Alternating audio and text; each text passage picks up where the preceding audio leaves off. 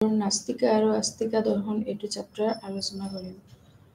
So generally আস্তিকা আৰু নাস্তিকা এই শব্দ দুটা হ'ল যিবিলাক মানুহে গড ফেথ কৰে বা ট্ৰাষ্ট কৰে, আৰু কিছুমান মানুহ আছে যিসকলে গড ট্ৰাষ্ট বা ফেথ নকৰে।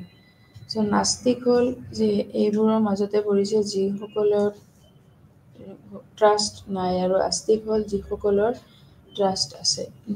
এই দুটা ভাগ ইণ্ডিয়াৰ ভাৰতীয় দৰ্শনত মেইনলি যে ইণ্ডিয়ান কালচাৰ হয়, এইটো মেইনলি হ'ল আমাৰ চাৰিটা মেইন পইণ্টছ আছে। তাতে পইণ্টছটো হ'ল কি গড, বিউটি এণ্ড ট্ৰুথ। যি ঈশ্বৰক বিশ্বাস কৰিব লাগিব আৰু সত্য আমি ট্ৰাষ্ট কৰিব লাগিব, সত্যৰ পথত আমি যাব লাগিব। এণ্ড বিউটি যিটো সুন্দৰ হয় সেইটোৱেই হ'ল দৰ্শন। That means what? দৰ্শনৰ মেইন বিষয়বস্তু হ'ল ঈশ্বৰ, সুন্দৰ এণ্ড সত্য। এই তিনিটা বস্তু এটা আৰু এটাৰ লগত কমপ্লিটলি কিন্তু তাৰ মাজত কমপ্লিটলি ৰিলেটেড। কিন্তু তাৰ মাজতেও দৰ্শনৰ মাজত কিছুমান বস্তু আছে যেনেকৈ আস্তিক এণ্ড নাস্তিক দুটা কমপ্লিটলি কিছুমান সিহঁতে এক হৈ থাকিলেও এই মেইন বস্তু যিটো হয় সেইটোৱেই হ'ল বেলেগ বেলেগ। এইটো চেপ্টাৰতে মেইনলি উদ্দেশ্য, পৰিচয়, তাৰপিছত এটা অৱলোকন আছে এণ্ড মূল সমস্যাবোৰৰ ওপৰত প্ৰতিফলন, তাৰপিছত ফিলচফিকেল অভাৰভিউ, যি কমপ্লিটলি আমি দাৰ্শনিকভাৱে যদি এইটো চাবলৈ যাওঁ তেনেহ'লে এইটোতে কি আছে, এইখিনি তাৰ মূল পাঠত বিষয়বস্তু আছে। তাৰপিছত হ'ল অবজেক্টিভ। Objective means what? দৰ্শনৰ অৰ্থ কি? মেইনলি আমি দৰ্শন শব্দটোৰ অৰ্থ কি হয়, ফিলচফি এইটোৰ অৰ্থ কি? Philosophy means what? Love of wisdom. Philosophy, the philos and sophies দুটা ওয়াৰ্ডৰ পৰা আহিছে। এটাৰ অৰ্থ হ'ল কি philos means what? The sophia means wisdom and philos means love of, দুটা মিলাই হ'ল philosophies means what? The love of wisdom, মানে আমি জ্ঞানক ভাল পোৱা, এইটো হ'ল love of wisdom. Then astika and nastika শব্দটোৰ অৰ্থ, what is the meaning of the word astika and nastika? Astika means what? Those who trust and believe in God. So এই দুটাৰ মাজত কমপ্লিটলি এটা আৰু এটাৰ লগত অপজিট, এটা আৰু এটাৰ লগত অপজিটত হৈ আছে। বেদান্তৰ মেইন এইখিনি হ'ল কি সিহঁতৰ completely related to God and those who believe in God, মানে heterodox যিবোৰ ঈশ্বৰক বিশ্বাস কৰে তেওঁলোকক আৰু। সো তাতে নাস্তিক এণ্ড আস্তিকৰ মাজত আকৌ আস্তিকা মিনছ হোৱাট? নাস্তিক মিনছ হ'ল যোনে ঈশ্বৰৰ ওপৰত বিশ্বাস নাই বা ফেথ ট্ৰাষ্ট নকৰে, এণ্ড নাস্তিক মিনছ হোৱাট? যোনে ঈশ্বৰক বিশ্বাস কৰে। সো দুটা ৱাৰ্ডৰ মাজতে হ'ল মেইন বিষয়বস্তুটোৱেই হ'ল কি বেদৰ আধাৰত ভিত্তি কৰি ভাৰতীয় দৰ্শনে এই দুটা ৱাৰ্ড লৈছিলে, আৰু এই দুই ভাগত বিভক্ত কৰা হৈছিলে। এটা হ'ল আস্তিক এণ্ড এটা হ'ল নাস্তিক।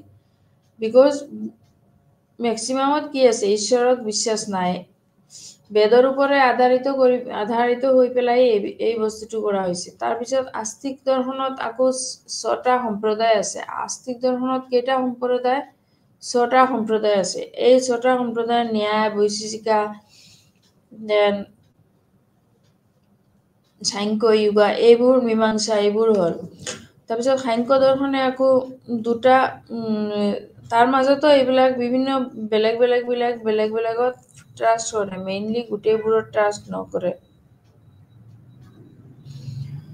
সো বেদান্ত দৰ্শনৰ মূল শিকনি হৈছে ব্ৰহ্ম সত্য, জগত মিথ্যা, আৰু একমাত্ৰ ব্ৰহ্মহে সঁচা, জীৱ বা জগত মিছা। এইবোৰ হে অবিদ্যা বা অভিজ্ঞতাই আমাক প্ৰকৃত জ্ঞান বা ব্ৰহ্মৰ পৰা নিব পাৰিব। সো ভাৰতীয় বিদ্যালয়সমূহৰ বিভাজনৰ আধাৰে হ'ল কি বেদজ। দেন হ'ল পুৰুষাৰ্থৰ ধাৰণা।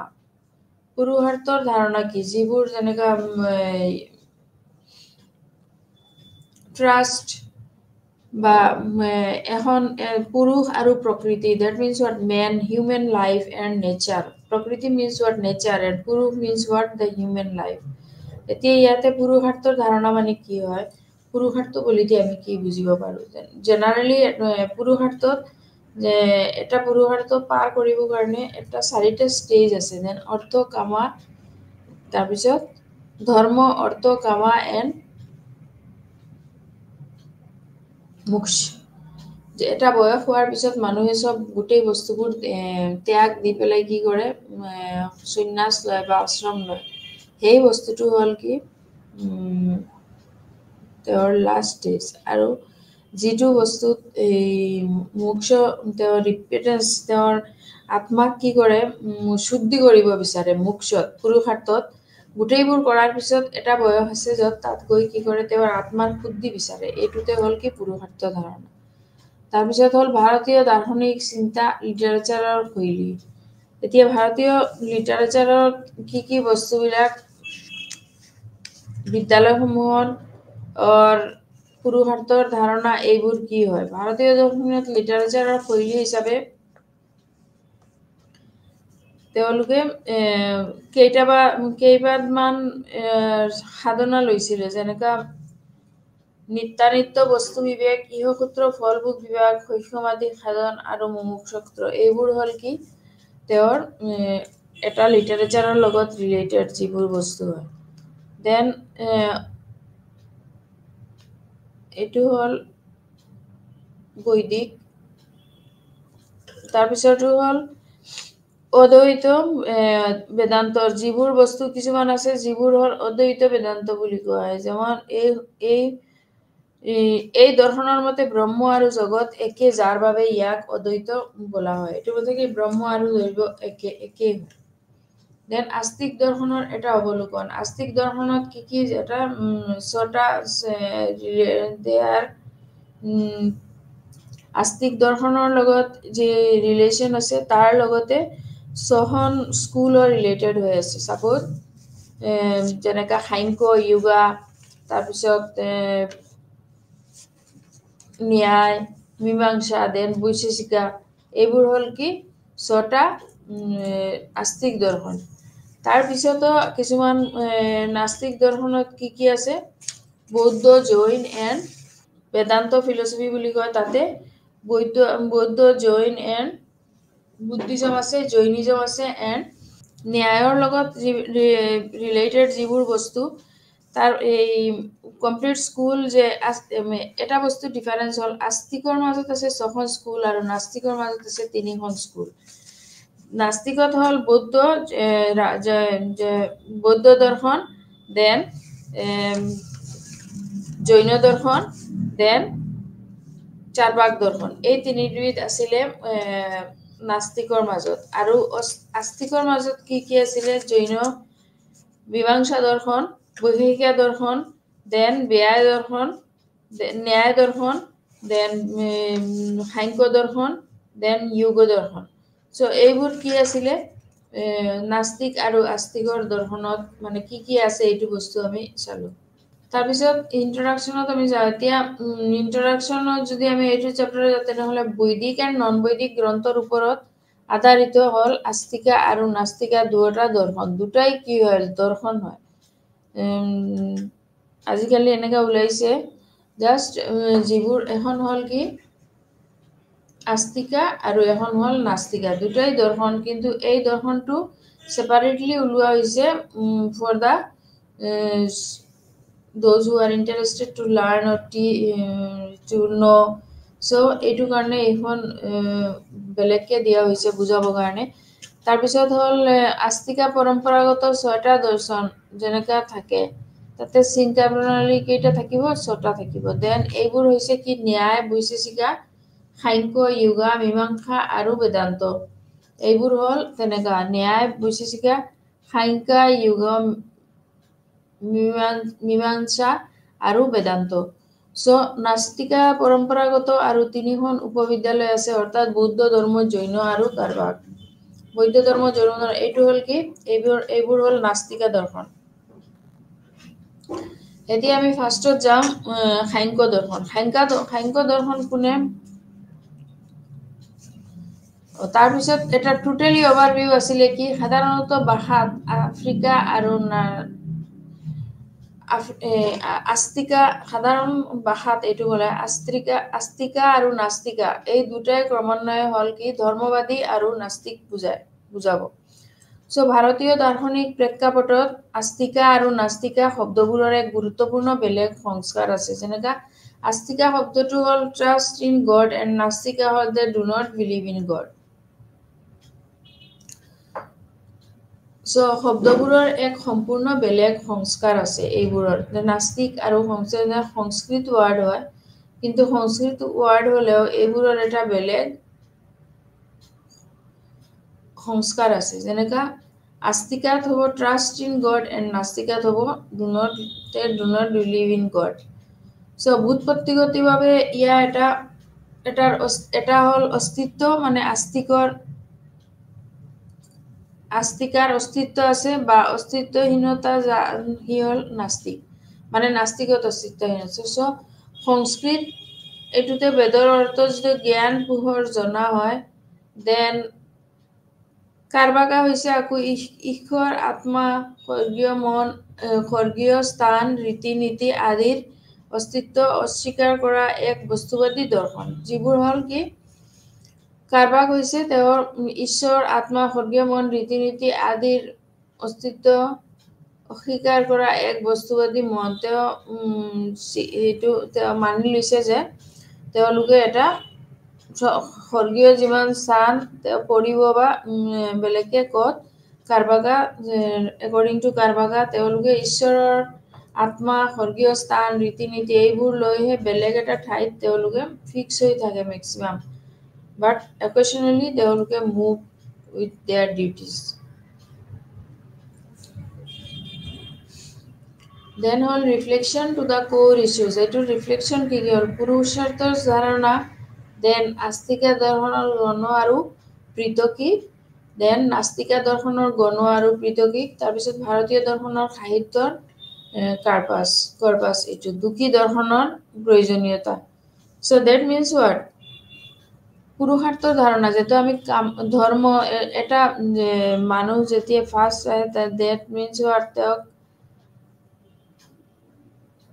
অৰ্থটো ধৰ্মটো লয় দেন তেওঁ ধৰ্মৰ কিছুমান যেতিয়া তেওঁ ডাঙৰ হ'ব তেতিয়া কি হ'ব পইচা উপাৰ্জন কৰিব বিচাৰিব তেতিয়া হ'ল কি অৰ্থ তাৰ পিছত হ'ল কামা that means what তেওঁ ডিসাইড কৰিব তেওঁ as a family he will rule in his family then তাৰপিছত মোক্ষ that means গোটেই লাইফ কি কৰা হ'ল এইটোৰ ওপৰত এটা মুক্তি বিচাৰি তেওঁলোকে এটা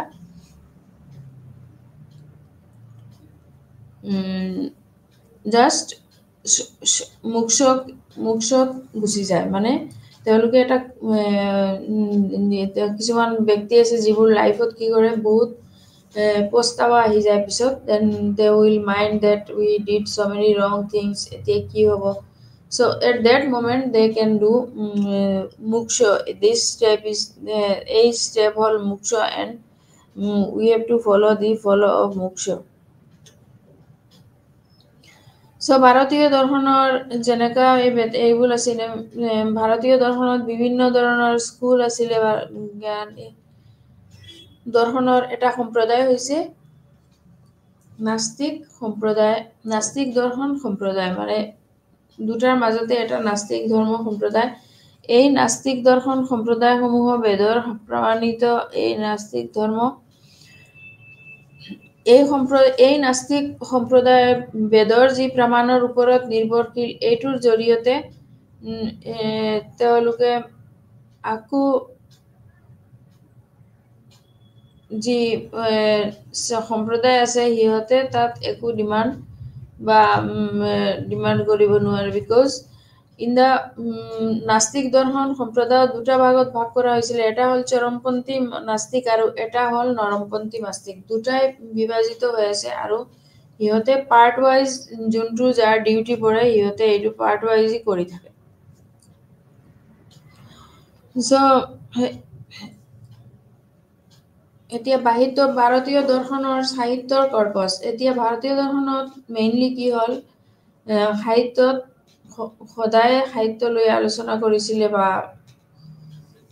ডিসকাস কৰিছিলে যে literature about literature to So literature to ভাৰতীয় দৰ্শনত ঠিকই আছে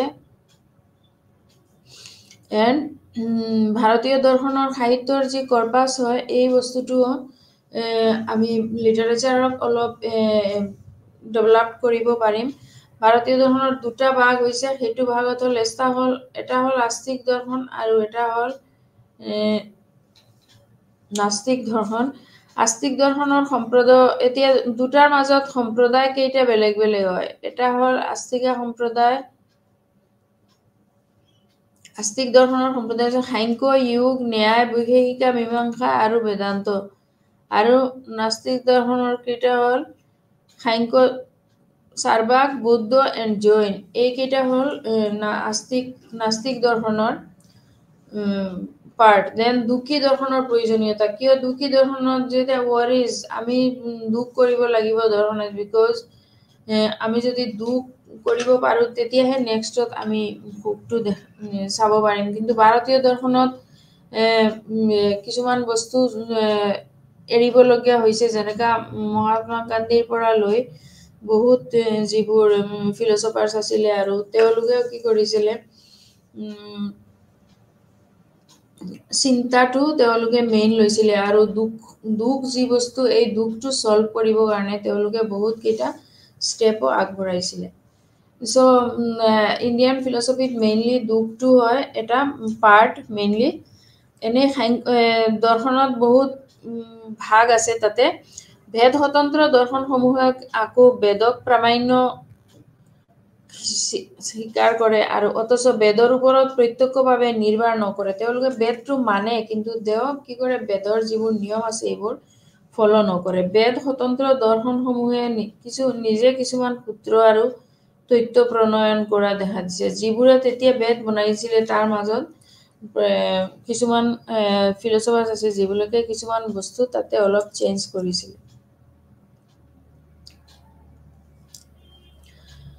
বেদ স্বতন্ত্ৰ দৰ্শনসমূহে নিজে কিছুমান সূত্ৰ বা তথ্য প্ৰণয়ন কৰি বৈদিক তথ্যৰ জৰিয়তে যুক্তি সহকাৰে সেইকেইটা যি কৰিছে চাৰিটা আছিলে এইকেইটা হ'ল ন্যায় বৈশেষিকা সাংখ্য আৰু যোগা এইটো হ'ল ভাৰতীয় দৰ্শনৰ আস্তিক দৰ্শনৰ বেদ যিবিলাক বেদৰ অনুগত যেনেকা মীমাংসা তেওঁলোকে বেদক ফলো কৰে তেওঁলোকে হ'ল কি মীমাংসা এণ্ড বেদান্ত আকৌ যিবোৰ সাংখ্য যোগ ন্যায় বৈশেষিকা তেওঁলোকে বেদক তেনেকা স্বতন্ত্ৰ মানে বাট ফলো নকৰে তেওঁলোকে সেম এইটো বস্তু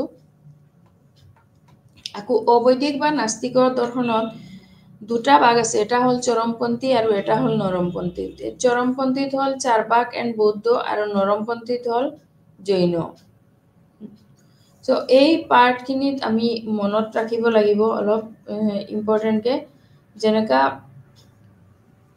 আস্তিক দৰ্শনত কিছুমানে বেদক ফলো কৰে কিছুমানে বেদক মানে কিছুমানে বেদক নেমানে আকৌ নাস্তিক দৰ্শনেও কিছুমান চৰমপন্থী আৰু কিছুমান নৰমপন্থী যেনেকা চাৰ্বাক বৌদ্ধ হ'ল চৰমপন্থী এণ্ড জৈন হ'ল নৰমপন্থী এতিয়া তাতে 6 আস্তিক দৰ্শন যেনেকা সাংখ্য দৰ্শন যোগ দৰ্শন ন্যায় বৈশেষিকা দেন যোগ দেন মীমাংসা এই ছয়বিধ তাতে সাংখ্য দৰ্শন হয় not সাংখ্য দৰ্শনৰ আস্তিক দৰ্শন মেইন there are 6 আস্তিক দৰ্শন so সাংখ্য দৰ্শনত আমি ফাৰ্ষ্টত যাওঁ সাংখ্য দৰ্শনত প্ৰৱৰ্তক কোন হৈছিলে মহৰ্ষি কপিল হৈছিলে সাংখ্য দৰ্শনৰ প্ৰৱৰ্তক তাৰপিছত সংখ্যা বা সাংখ্য নামৰ আক্ষৰিক অৰ্থ হৈছে গণনা যিবোৰ বস্তু মানে তেতিয়া গণনা কৰা হৈছিলে এইটো সাংখ্য বা সংখ্যা এইটো যি শব্দ হওক তাৰ আক্ষৰিক অৰ্থ হ'ল কি গণনা so that means what এইটো এটা কাউন্ট কৰাৰ নিচিনা হয় দেন সংখ্যা সূত্ৰ সৃষ্টিৰ কৃতিত্ব প্ৰাপ্ত ঋষি কপিলাই কি কৰিছিলে এইটো এটা সৃষ্টিৰ কৃতিত্ব প্ৰাপ্ত কৰিছিলে যেতিয়া প্ৰাচীনতম দাৰ্শনিক বিদ্যালয়খন তেওঁ প্ৰকাশিত তেওঁহে এইটো মহৰ্ষি কপিল তেওঁহে প্ৰৱৰ্তক কৰিছিলে আৰু এই দৰ্শনৰ প্ৰধান ধৰ্মগ্ৰন্থ হৈছে ঈশ্বৰ কৃষ্ণৰ সাংখ্য কাৰিকা। এইখনৰ ধৰ্মগ্ৰন্থৰ নাম কি হ'ল সাংখ্য কাৰিকা। সাংখ্য দৰ্শনৰ প্ৰধান ভাষ্যকাৰ হৈছে বাচস্পতি মিশ্ৰ, যোন তেওঁৰ ফাৰ্ষ্ট ভাষ্য আছিলে কোনে বাচস্পতি মিশ্ৰ। এতিয়া সংখ্যা ক্ষুদ্ৰ সৃষ্টিৰ কৃতিত্ব প্ৰাপ্ত সৃষ্টি কপিলাই এই প্ৰাচীনতম দাৰ্শনিক যি বিদ্যালয়খনৰ বিকশিত কৰিছিলে। এই বিদ্যালয়খনত ইয়াৰ বৈজ্ঞানিক অনুসন্ধান প্ৰচাৰ প্ৰণালীৰ বাবে সুপৰিচিত। তেওঁৰ এইটোৱে এটা এইম আছিলে যে কেনেকা এই বস্তুটো বৈজ্ঞানিক অনুসন্ধান লগাইছিলে তেওঁ এইখিনিত এটা আগবঢ়াবৰ কাৰণে। এই চিন্তাধাৰা দ্বৈতবাদ বা দ্বৈতবাদক মানি চলিছিলে, যিয়ে ধাৰণা কৰে যে আত্মা আৰু পদাৰ্থ দুটা পৃথক প্ৰাণী হয়। চিন্তাধাৰা যে দ্বৈতবাদ আৰু দ্বৈতবাদক মানি চলিছিলে, যিয়ে ধাৰণা কৰে যে আত্মা কি আছিলে, আত্মা আৰু পদাৰ্থক দুটা পৃথক প্ৰাণী আছিলে। আত্মাটো পৃথক হয়, পদাৰ্থটো পৃথক হয়।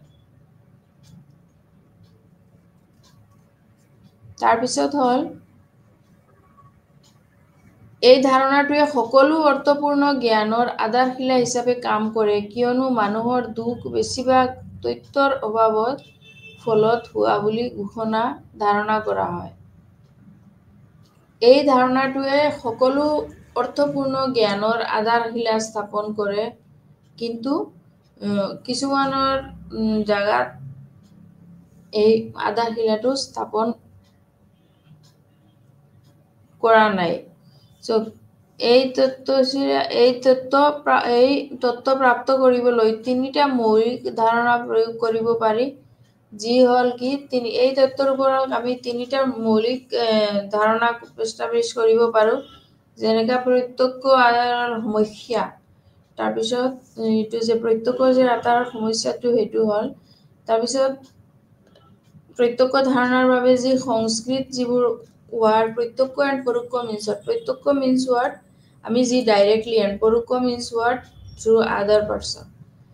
অনুমান মানে হ'ল অনুমান যিটো হয় এইটো আমি অনুমানী বুলি ক'ম। শব্দ মানে হ'ল শুনা, যি শব্দ হ'ব এইটোক আমি যদি আমি শুনিম তেতিয়াহে এইটো শব্দ বুলি হ'ব। আৰু চূড়ান্ত দৰ্শন অনুসৰি প্ৰকৃতি আৰু পুৰুষ হৈছে বাস্তৱৰ পৰম আৰু শাসিত ভূত। চূড়ান্ত দৰ্শন অনুসৰি প্ৰকৃতি আৰু পুৰুষা হৈছে বাস্তৱৰ পৰম আৰু স্বায়ত্তশাসিত ভূত। এতিয়া হ'ল দৰ্শন অনুসৰি যি প্ৰকৃত তিনিটা মৌলিক বৈশিষ্ট্যৰে গঠিত। এই তিনিটা হ'ল চিন্তাৰ চলাচল, ৰূপান্তৰ এণ্ড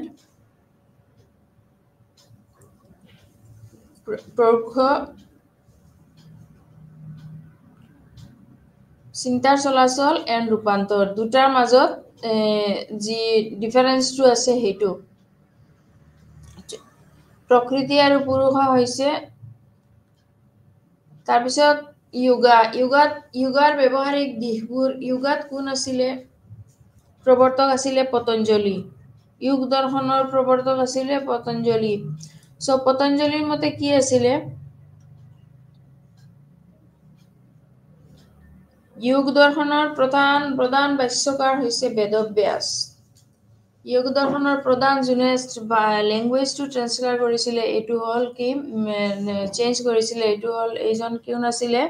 বেদব্যাস। যোগৰ ব্যৱহাৰিক দিশবোৰ ইয়াৰ বৌদ্ধিক সমলতকৈ অধিক গুৰুত্বপূৰ্ণ ভূমিকা পালন কৰে, যি মুখ্যতঃ সংখ্যা দৰ্শনৰ ওপৰত আধাৰিত।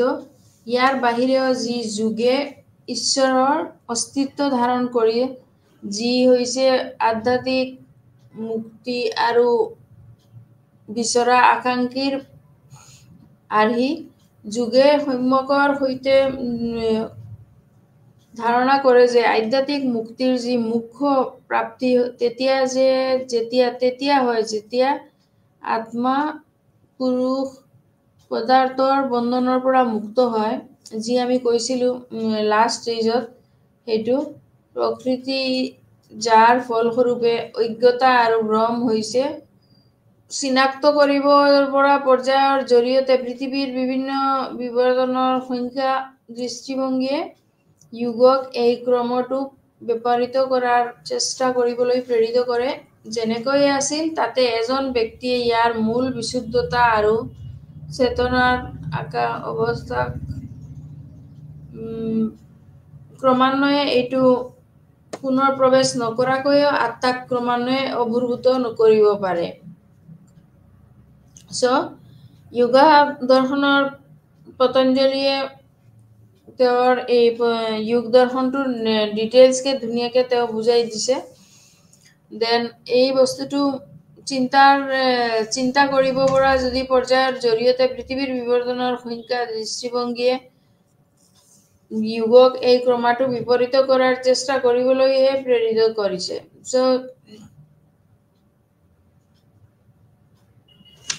এই অৱস্থাত ইয়াক মূল বিশুদ্ধতা আৰু যেনেকৈ কৰ্ম আছিল, ইয়াতেহে এজন এইটো বিশুদ্ধতা আৰু চেতনাৰ অৱস্থাত পুনৰ প্ৰৱেশ নকৰাকৈ আত্মাক ক্ৰমান্বয়ে অভূতপূৰ্ব কৰিব পাৰে।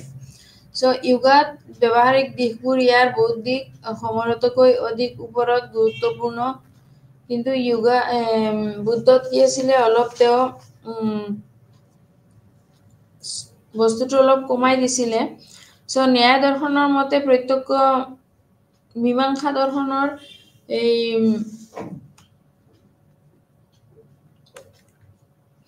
তাৰপিছত হ'ল ন্যায় দৰ্শনৰ মতে কি আছিলে, ন্যায় দৰ্শনৰ প্ৰতিষ্ঠাতা হৈছে মহৰ্ষি গৌতম। মহৰ্ষি গৌতম হ'ল এজন ফিলচফাৰ আছিলে তেতিয়া। এইটো কোন বিশ্ববিদ্যালয়ত আছিলে, ন্যায় বিশ্ববিদ্যালয়ে ধাৰণা, অনুমান, তুলনা, উপমা আৰু নিৰ্ভৰযোগ্য উৎস সংখ্যক জ্ঞান সংশোধন কৰাৰ যি 4টা উপায় হিচাপে বিবেচনা কৰে। ধাৰণাটো এনে জ্ঞানৰ চূড়ান্ত উৎস বুলি ৰাখিব পাৰি আমি ন্যায়টো।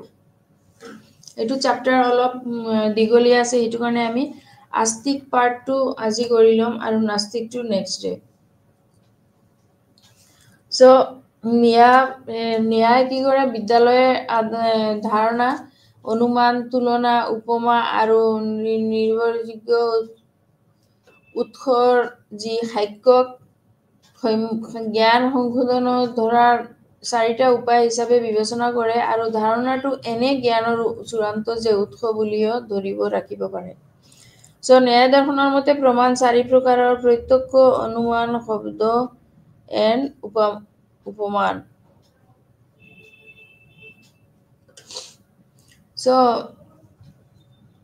ন্যায়ৰ পিছত হ'ল বৈশেষিকা দৰ্শনৰ কানাডা কোন আছিলে?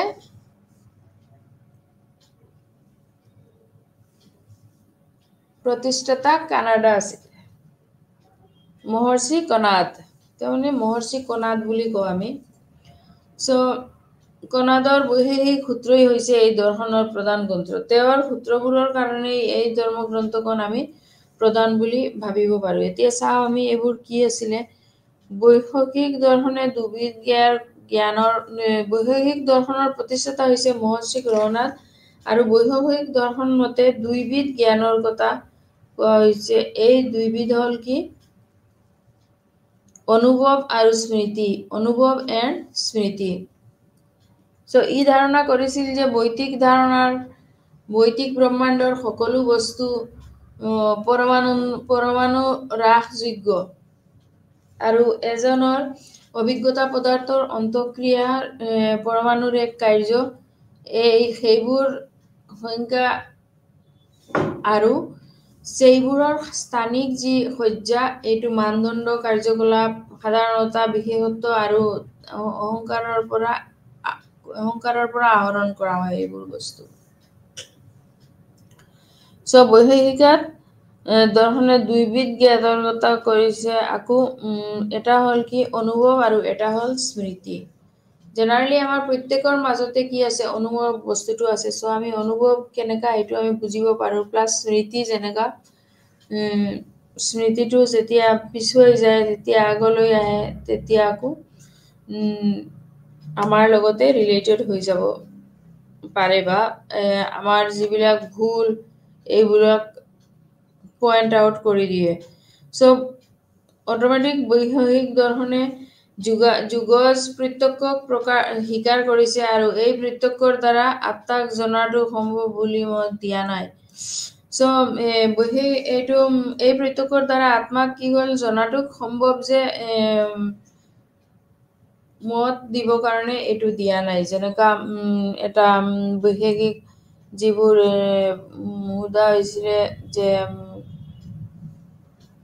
some works are we are doing all works but এজন তাৰ ওপৰত এনেকা কৰি চেইন বিলাক লং হৈ যাব পাৰে গৈ থাকে আৰু কামবোৰত এনেকা ডিস্ট্ৰিবিউট হৈ যায় সো সেম তেনেকা ইয়াতেও পৰমাণুৰ পৰা আকৌ ৰাজযোগ্য হৈ পেলাই এইটো এজনৰ অভিজ্ঞতা দৰ্শনত স্বীকাৰ কৰিব পাৰিছে এজন only So next to all মীমাংসা what is মীমাংসা মীমাংসা দৰ্শনৰ প্ৰৱৰ্তক হৈছে জৈমিনী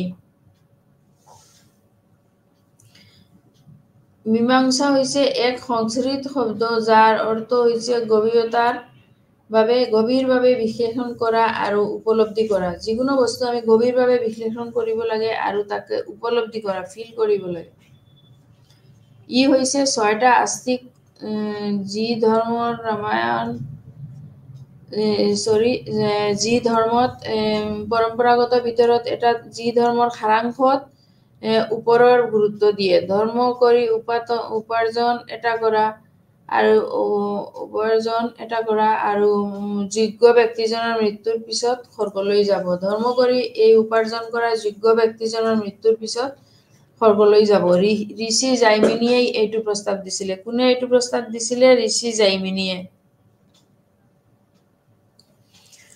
সো এইটো আছিলে মীমাংসা দৰ্শন হৈছে দুটা প্ৰধান বিভাগ হৈছে এটা হ'ল বেদানুগত আৰু এটা আচ্ছা এতিয়া আমি মীমাংসা দৰ্শনৰ বেদানুগত দৰ্শনটো চাওঁ যিটো সিহঁতে বেদক মানিছিলে বেদৰ দুটা প্ৰধান বিভাগ আছে সেই বিভাগ দুটা হ'ল কি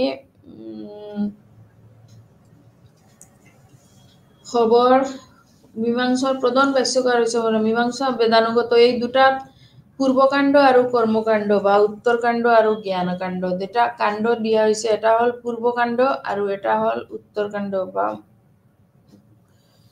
দুটা ভাগ পূৰ্বকাণ্ডক কৰ্মকাণ্ড বুলিও কোৱা হ'ব পাৰে আৰু উত্তৰকাণ্ডক পশ্চিম কাণ্ড বুলি কোৱা হ'ব পাৰে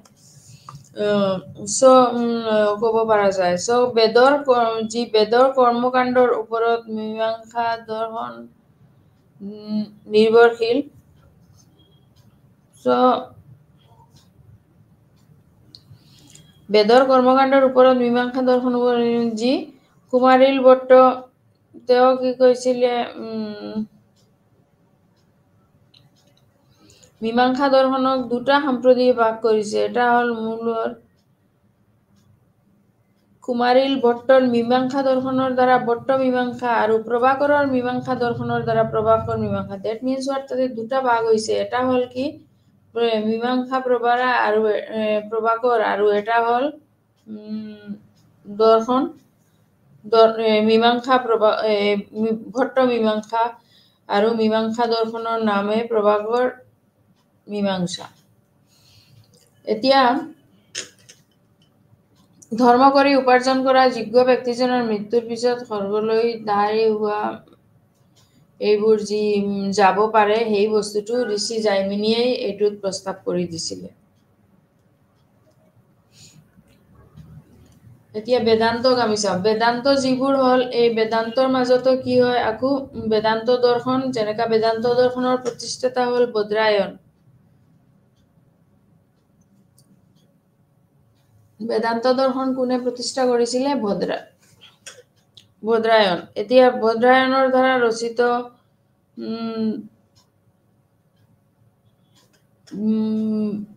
বদ্ৰায়নৰ দ্বাৰা ৰচিত ব্ৰহ্মসূত্ৰই হৈছে এই দৰ্শনৰ মূল গ্ৰন্থ যিবোৰ ইয়াতে এই চেপ্টাৰটোতে মেক্সিমাম কি আছে সংস্কৃত ৱৰ্ডবোৰ আছে যিবোৰ আমি প্ৰনাউন্স কৰিবলৈ অলপ একচুয়ালি প্ৰনাউন্স কৰিবলৈ অলপ আমাৰ টাইম লাগি যায় যেনেকা মীমাংসা তাৰপিছত যেনেকা বেদান্ত দেন ন্যায় তাৰপিছত Vaisheshika these are word some Sanskrit word যিবোৰৰ জৰিয়তে ইয়াতে স্কুলবোৰৰ নাম দিয়া হৈছিলে আৰু এইবোৰ হল কি দুটাৰ অংশ হয় এটা বস্তুৰে দুটা অংশ হয় এটা হল ইনফাৰেন্সলি ক'বলৈ যাওঁ যদি আমি এটা হল কি টু দা হিউমেন চেন্ট্ৰিক আৰু এটা হল কি লাইফ চেন্ট্ৰিক মানে জীৱনৰ লগত ঈশ্বৰৰ লগত যি বিউটিৰ লগত সত্য এইবোৰৰ লগত ৰিলেটেড কিছুমান বস্তু আৰু এটা হল কি লজিক যিটো লজিক পাৰ্ট হয় তাতে ইমান বুজাবলগীয়া মেক্সিমাম কি হয় তাতে ইন্ডাকশন ডিডাকশন এণ্ড এই মেমৰি মীমাংসা দৰ্শনক যেনেকা বস্তুবাদী আৰু বহুত্ববাদী দৰ্শন দেহ ইন্দ্ৰিয় মন আত্মা এইবোৰৰ অস্তিত্বত মীমাংসা দৰ্শন বিশ্বাস কৰে আকৌ হৈছে নিত্য বস্তু কিছু অৰ্থে তাক আৰু অবিনাশী আৰু যাৰ ধৰ্ম হৈছে চৈতন্য এতিয়া মেক্সিমাম ধৰ্ম বুলি কোৱা হৈছে যদিও ইয়াতে কিন্তু ধৰ্মৰ তেনেকা একো নাই বাট অনলি যিবোৰ কিতাপ বেদৰ মাজত যিবোৰ কিতাপত যিবোৰ ৱৰ্ড দিয়া হৈছিলে এই মেইনলি এই বস্তুবোৰে ইয়াতে লিটাৰেচাৰ হিচাপত ইউজ কৰি পেলাই তাৰ পাৰ্টিশন কৰা হৈছিলে সো পাৰ্ট কৰা হৈছিলে according to this then মীমাংসা দৰ্শনৰ মাজতো দুটা সম্প্ৰদায় আছিলে কৈছিলো মই এটা হল কি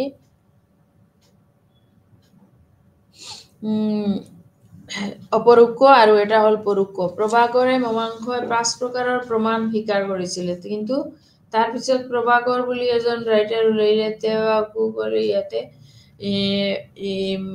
তাতে দুটা ভাগত ভাগ কৰা হ'ব যি এটা হল কি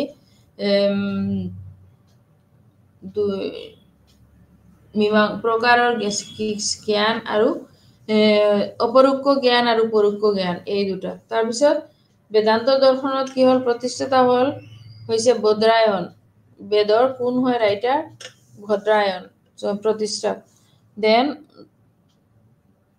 বদ্ৰায়নৰ দ্বাৰা ৰচিত ব্ৰহ্মসূত্ৰই প্ৰতিষ্ঠাতা হৈছে ব্ৰহ্মসূত্ৰৰ এইটো যি ব্ৰহ্মায়ন তাৰপিছত শংকৰাচাৰ্য এইবোৰ ৰামানুজাচাৰ্য বল্লভাচাৰ্য এই বিশেষ তাতে ব্যক্তি আছে যিবোৰ কি হল ইণ্ডিয়ান ফিলচফি তেওঁলোকে মোষ্ট লাৰ্নাৰ বা ৰিলেটেড বা ভাল পায় সো বেদান্ত দৰ্শনৰ প্ৰতিষ্ঠা বদ্ৰায়ন ৰাসায়ন দ্বাৰা ৰচিত ব্ৰহ্মসূত্ৰ হৈছে এই দৰ্শনৰ মূল গ্ৰন্থ সো বেদান্ত দৰ্শনৰ প্ৰতিষ্ঠাতা হৈছে বদ্ৰায়ন দেন বদ্ৰায়নৰ দ্বাৰা পৰিচিত যোগসূত্ৰই হৈছে এই দৰ্শনৰ মূল মন্ত্ৰ আকৌ শংকৰাচাৰ্য হওক ৰামানুজাচাৰ্য হওক আৰু যি বেদায়ত ৰিচাৰ্য হৈছে শংকৰাচাৰ্য সো এতিয়া এইখিনিলৈকে আছিলে আমাৰ 3 আস্তিক ভাষণ মানে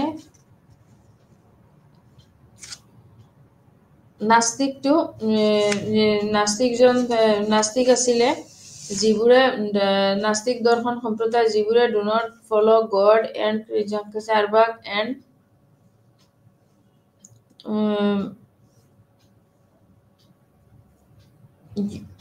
Buddhism, Charvak and Jainism. So these are 3 Nastic Darshan are reached there and is just they are throwing it out. So এই 3 নাস্তিকা দৰ্শন আছিলে আমি এইটো আজি আলোচনা কৰিম নে নেক্সট এতিয়া আমি নাস্তিক দৰ্শনটোই আলোচনা কৰা হল যেনে নাস্তিক দৰ্শনত 6টা ভাগ আছিলে এই 6টা ভাগ কৰিলো এতিয়া নেক্সট এটা part the Vishishthabhut Vedanta. What is the Vishishthabhut Vedanta? So বিশিষ্টাদ্বৈত বেদান্তৰ প্ৰৱৰ্তক হ'ল ৰামানুজাচাৰ্য। এওঁ উপনিষদৰ ওপৰত নিৰ্ভৰ কৰি বেদান্ত সূত্ৰৰ ব্যাখ্যা কৰিছিলে তেওঁ।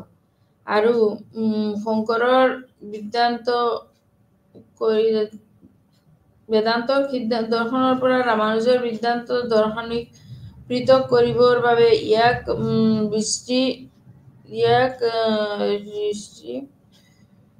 শংকৰৰ যি বেদান্ত দৰ্শনৰ পৰা ৰামানুজৰ যি বেদান্ত দৰ্শনক পৃথক কৰিব পাৰে ইয়াকে বিশিষ্টাদ্বৈত বুলি বেদান্ত নামে অভিহিত কৰিছিলে। চ' ৰামানুজৰ মতে জ্ঞান লাভৰ কি আছিলে প্ৰমাণ হৈছিলে তিনিটা। এটা হ'ল প্ৰত্যক্ষ, দেন পৰোক্ষ, তাৰপিছত এইটো ফাৰ্ষ্টৰ তিনিটা হ'ল। দেন আকৌ অনিত্য মাকিয়া যি অনিত্য আৰু অমিত্য, এই অনিত্য প্ৰত্যক্ষ আকৌ দুই প্ৰকাৰৰ, যেনেকা যুগজ আৰু অযুগজ। এতিয়া নিত্য আৰু অগত এই প্ৰকাৰ যুগজ এণ্ড অযুগজ। এইটো হ'ল ৰামানুজৰ মতে প্ৰত্যক্ষৰ দুটা পৰ্যায় আছে। এই দুটাৰ মতে হ'ল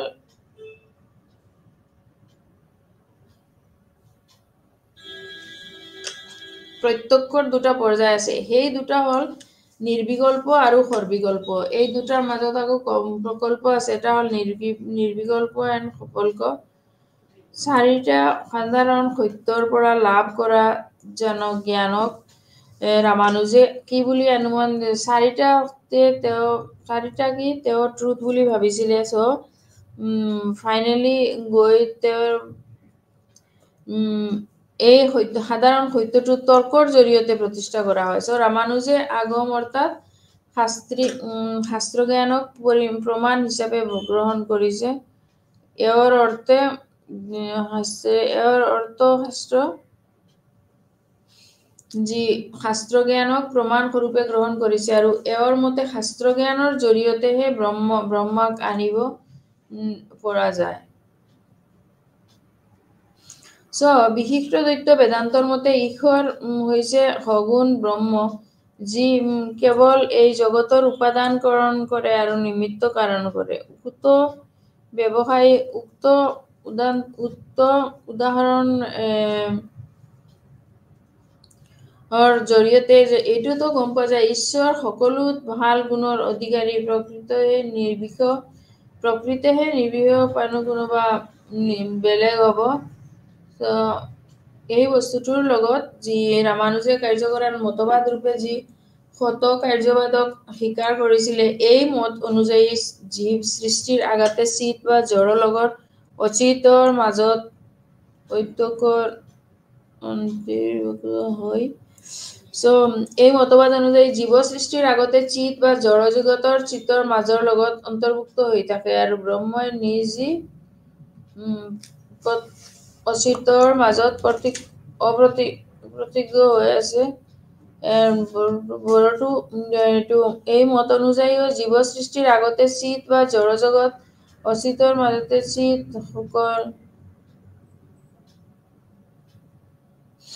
মাজত ব্ৰহ্মাই নিজে শক্তিৰ দ্বাৰা জগত ৰচনা কৰে আৰু এই জগত যি মিথ্যা নহয়। সৃষ্টিকালৰ ব্ৰহ্মাক কাৰ্য ব্ৰহ্ম আৰু প্ৰলয় কালৰ ব্ৰহ্মাক কাৰণ ব্ৰহ্ম বুলি কোৱা হয়। So these are what 3 types of আস্তিকা দৰ্শন। আমি ন্যায় আলোচনা কৰিছিলো, বৈশিক শিক্ষা কৰিলো, দেন মীমাংসা, Vedanta, yoga. So there are 6. So এইটোৰ এইখিনিৰ মাজত এটা বস্তু মনত ৰাখিব লগা হ'ল বহুত ইম্পৰ্টেণ্ট, যিটো নাম্বাৰ অফ যি স্কুলছ ক'লো মই, তাতে মেক্সিমাম আকৌ এইবোৰৰ বস্তুত মই অলপ যেনেকা যি ঈশ্বৰে বিশ্বাস কৰিব পাৰে, আকৌ ঈশ্বৰে বিশ্বাস নহ'লেও যেনেকা আমি কিছুমানক মূৰ্তি টাচ কৰি আছো বা ঈশ্বৰক লৈ ধেমালি কৰিব, এইবোৰ বস্তু these are what not a এইটো এটা সলভ কৰিবলগীয়া বস্তু নহয়। চ' ফাইনেলি আমি ভাৰতীয় দৰ্শনত দুটাই ভাগ, এটা হ'ল বৈদিক দৰ্শন আৰু এটা হ'ল অবৈদিক দৰ্শন। আকৌ বৈদিক দৰ্শন হ'ল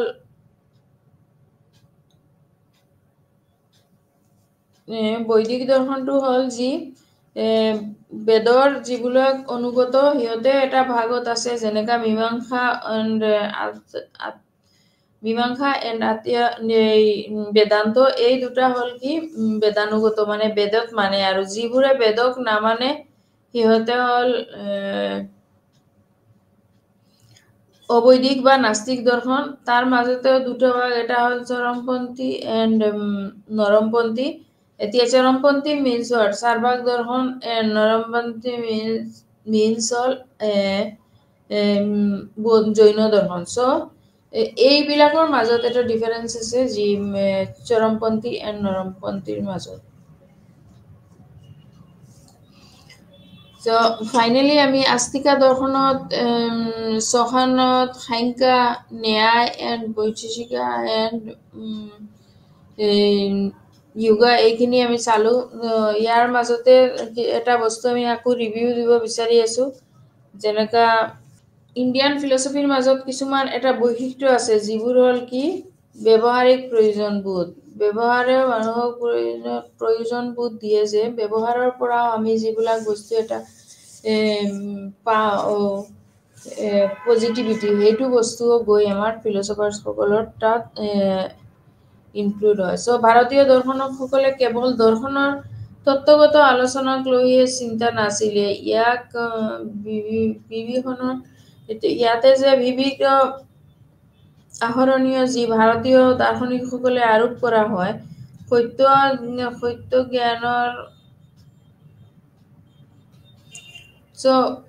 সত্যৰ অনুসন্ধানে কেৱল ভাৰতীয় দৰ্শনৰ উদ্দেশ্য নহয়, আৰু সত্যক জীৱনৰ প্ৰতিষ্ঠা কৰাটোৱে দাৰ্শনিক বুলি কোৱা নহয়। কেৱল পৃথিৱীৰ জ্ঞান আহৰণই ভাৰতীয় দাৰ্শনিকসকলে গুৰুত্ব আৰোপ কৰা হোৱা নাই। সত্য জ্ঞানৰ জ্যোতিষীৰে জীৱন অন্ধকাৰসমূহ দূৰ কৰি যি মনোভাৱৰ হয় সদা ব্যস্ত হৈ ভাৰতীয় দৰ্শনকে এনে অনুভৱ বিপৰীতে পাশ্চাত্য দাৰ্শনিকসকলৰ যি প্ৰেম বায়ু একে পানী গ্ৰহণ কৰি সজীৱ হৈ উঠা, আৰু ভাৰতীয় দৰ্শনৰ যিবোৰ শাখাসমূহ আছে, ইয়াৰ কিছুমান সাধাৰণ বৈশিষ্ট্য পৰিলক্ষিত হয়। শাখাসমূহৰ মাজত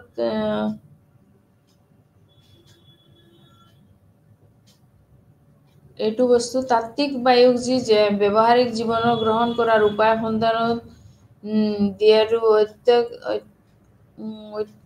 ইম্পৰ্টেণ্ট। পাশ্চাত্য দাৰ্শনিকসকলেও বিশ্লেষণাত্মক দৃষ্টিভংগীৰ বিপৰীতে ভাৰতীয় দাৰ্শনিকসকলৰ দৃষ্টিভংগীক লৈ সংশ্লেষণত নীতিবিদ্যাত কি দেখা যায়, ভাৰতীয় নীতিবিদ্যাসকলে এটা হ'ল দাৰ্শনিকসকলে এটা হ'ল কি এটা পৃথক পৃথক আলোচনা কৰা জ্ঞান বিদ্যা, নীতি বিদ্যা, মনৰীয়া আদি ইত্যাদিৰ তেওঁলোকে এইটো এটা ৰুচিত।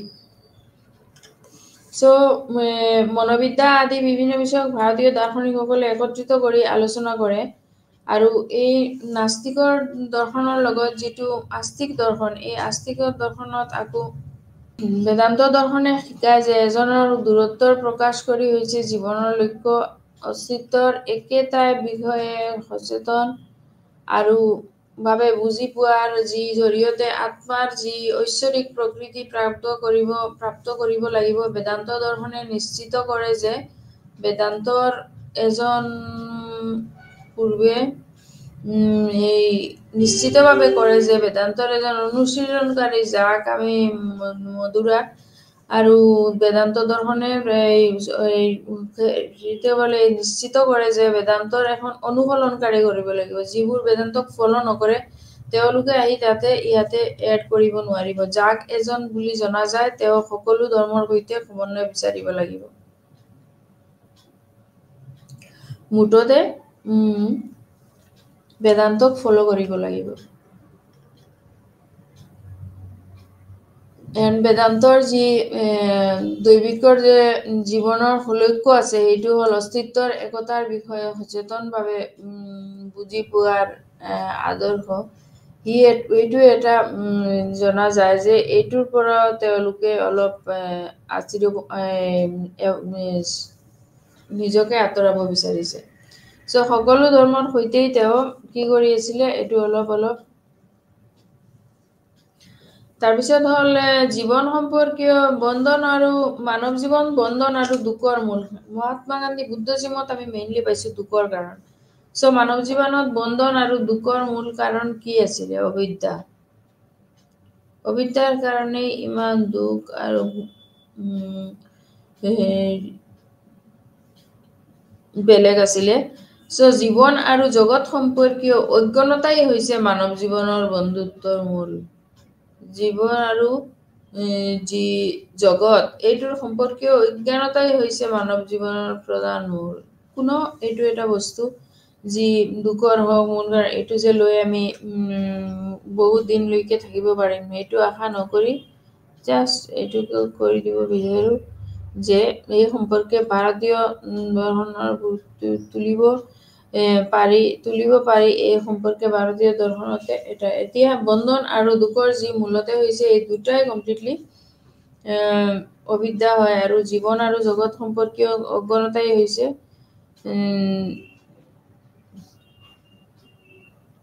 তাৰপিছত হ'ল পইণ্টটো হ'ল কি মুখ্য হৈছে মানৱ জীৱনৰ পৰম and liberation is the highest গ'ল। এইটো হ'ল কি লিবাৰেশ্যন ইজ দ্য হাইয়েষ্ট গ'ল। চ' লিবাৰেশ্যন ইজ দ্য হাইয়েষ্ট গ'ল মিনছ এইটো আমি ইন স্কুল লাইফত এই বস্তু যেনেকা মুক্তি হ'ল কি যদি আমি কোনোবা কিবা গিল্টি ফিল কৰিছো বা কিবা কৰিছো দেন উই হেভ টু পেচেঞ্চ আৱাৰছেল্ফ টু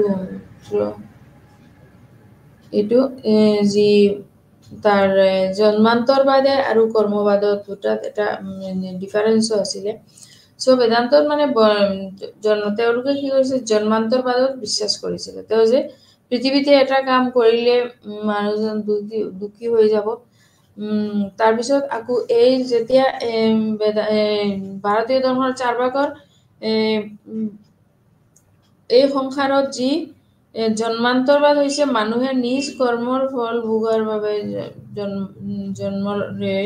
কৰ্মফল ভোগৰ কাৰণেহে পৃথিৱীত আহে। তেতিয়া কৰ্মফলটো তেওঁৰ কমি গ'ল দেন নিজ কৰ্মবত বিশ্বাস কৰে যে ভাৰতীয় দৰ্শনত সকলো সম্প্ৰদায়ে জন্মান্তৰবাদ বা কৰ্মবাদত বিশ্বাস কৰে। জন্মান্তৰবাদ হৈছে মানুহে নিজ কৰ্মৰ ফল ভোগাৰ আৰু বাবে ধাৰে এই সংগঠিত কাৰ্য কৰা যি ভাৰতীয় দৰ্শনৰ সকলো সম্প্ৰদায়তে এইটো বস্তু আছে। দেন বন্ধনৰ জীৱনলৈ ব্যক্তিৰ পুনঃ প্ৰতিভাৱ আৰু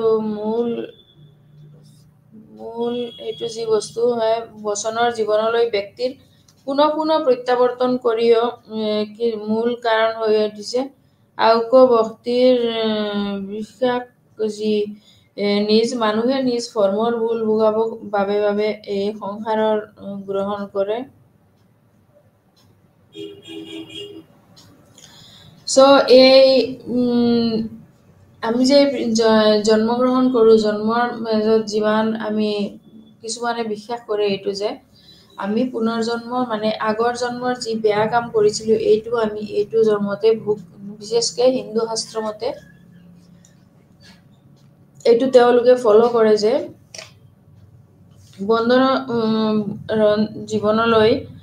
বন্ধনৰত জীৱনলৈ ব্যক্তিক পুনঃ প্ৰত্যাৱৰ্তন মূল কাৰণলৈকে কিয় কৰা নাই।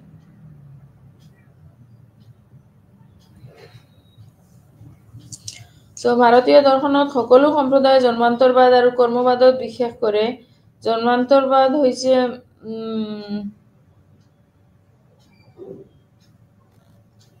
মানুহে নিজ কৰ্মৰ ফল ভোগাৰ বাবে বস্তুৰ বিশ্বাস কৰে আৰু জীৱনলৈ ব্যক্তিৰ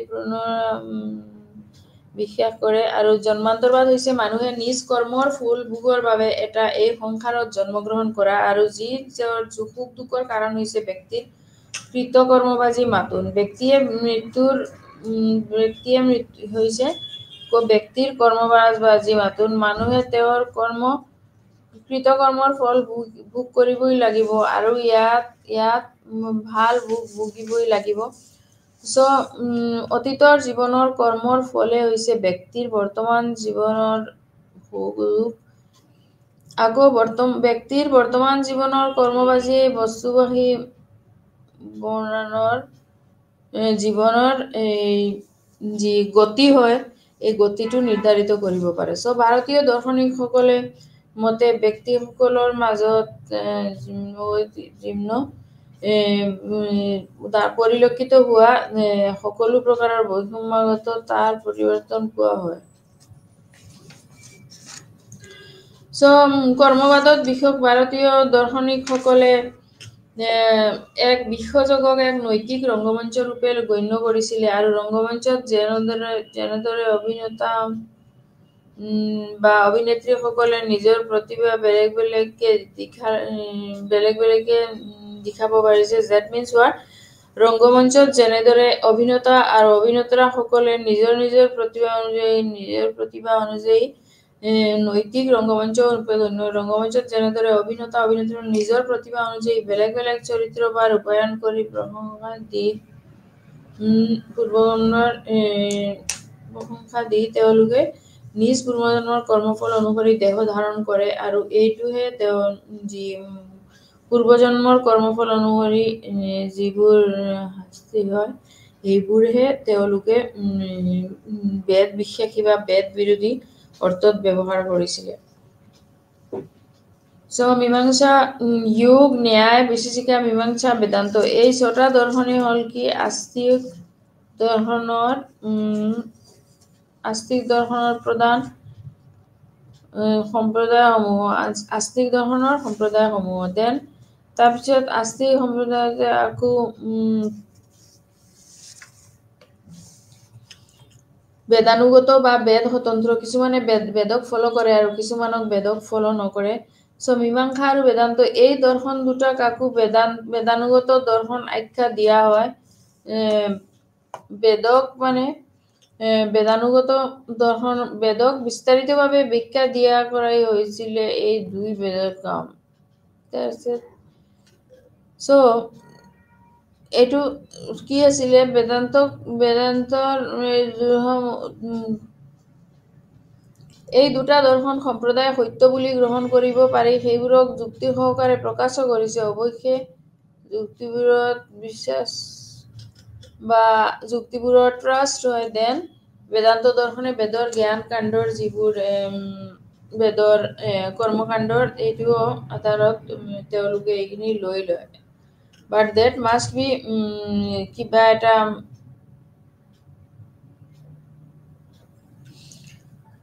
ভাৰতীয় দৰ্শনৰ আন এটা সম্প্ৰদায় হৈছে নাস্তিক দৰ্শন সম্প্ৰদায় যিয়ে নাস্তিক দৰ্শনে ঈশ্বৰক বা বৌদ্ধ আৰু জৈন তেওঁলোকে দুটা ভাগত মিলাই লৈছে যেনেকুৱা চাৰ্বাক আৰু বৌদ্ধ দৰ্শনে তীব্ৰভাৱে বেদৰ বিৰোধিতা কৰাৰ বাবেও এই দৰ্শন দুটা চৰমপন্থী নাস্তিক দৰ্শনৰ সম্প্ৰদায়ৰ অন্তৰ্গত আৰু স্বতন্ত্ৰ সায়তৰ বিৰোধিতা কৰাৰ উপৰিও ঈশ্বৰ আৰু স্বতন্ত্ৰ শাশ্বত আত্মাকো এই দুটা দৰ্শনে স্বীকাৰ কৰিছে মীমাংসা দৰ্শন হৈছে মীমাংসা দৰ্শন অৰ্থ হৈছে যি গভীৰভাৱে বিশ্লেষণ কৰা আৰু উপলব্ধি কৰা ই হৈছে এইটো ছয়টা আস্তিকৰ মেইন দৰ্শন এতিয়া আমি আজি আস্তিক দৰ্শনলৈকে ইমানখিনি আলোচনা কৰিলো আমি নেক্সট কালি নাস্তিক দৰ্শনৰ পাৰ্টখিনি আলোচনা কৰিম থেংক ইউ নমস্কাৰ